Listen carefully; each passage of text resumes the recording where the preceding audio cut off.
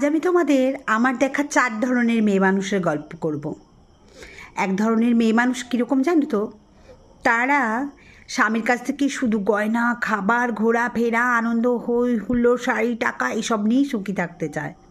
আর এক ধরনের মেয়ে মানুষ, তারা কিচ্ছু চায় না, মুখ বুজে অবাধে সব সহ্য করে যায়, নীরবে সব মেনে নেয়।